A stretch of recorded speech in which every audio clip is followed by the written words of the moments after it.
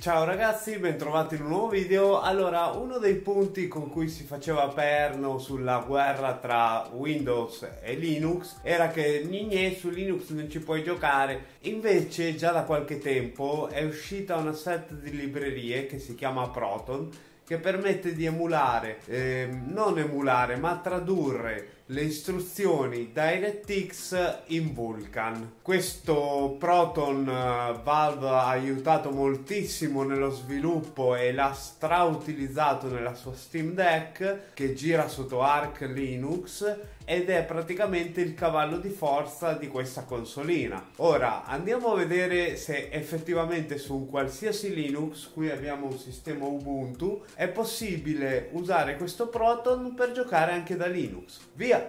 Allora, questo sistema è un Ubuntu 22.10, come vedete qua, e praticamente noi andiamo nell'Ubuntu Software, cerchiamo Steam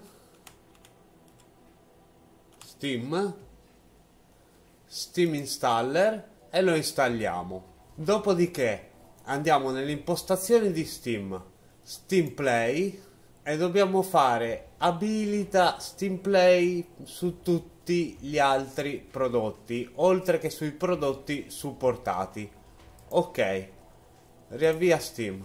Ora io ho installato 3 giochi: Age of Mythology, Quake e Ultra Street Fighter 4.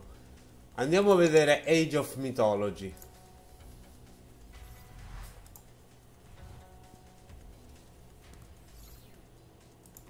Gioca. Un gioco Microsoft Studios su Linux. Buffo, eh? Microsoft Studios. Un giocatore, mappa casuale, iniziare. Ed ecco qua Age of Mythology. Poi Quake. Gioca Quake, che sarebbe la remastered, Quake Enhanced.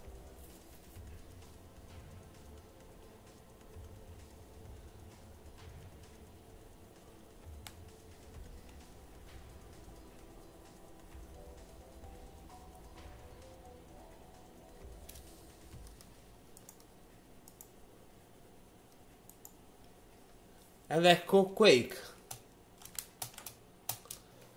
Poi colleghiamo il nostro arcade stick. Ultra Street Fighter 4, gioca.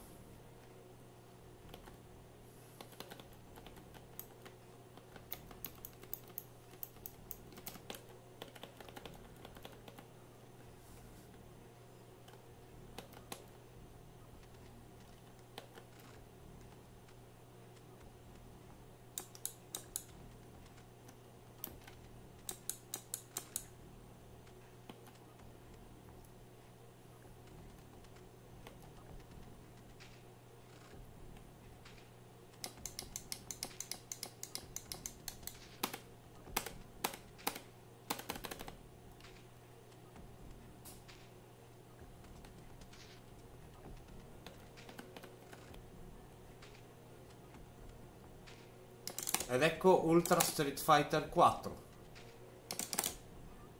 Potreste avere problemi se utilizzate Nvidia e avete su i driver della community. Allora, come potete fare? Io ve lo spiego su Ubuntu, Andate su impostazioni, informazioni, aggiornamento software, andate su driver aggiuntivi, vi farà la ricerca e installate gli ultimi testati e proprietari da Nvidia. Poi vi chiederà di riavviare, riavviate e siete a posto. Come vedete non è complicatissimo giocare da Linux tramite Steam. Adesso non c'è più la scusa che su Linux non si può giocare, quindi potete tranquillamente giocare. Ecco, certe cose tipo il Game Pass non le potete avere, a meno che non usate il Game Pass in cloud. Però come vedete è una cosa che si può fare, non è nulla dell'altro mondo. Mi dispiace se non ho testato dei giochi più pesanti, dei AAA odierni, ma purtroppo ho solo un SSD da 60 GB dedicato a Linux e con quello mi sono dovuto arrangiare. Per questo video era tutto, enjoy!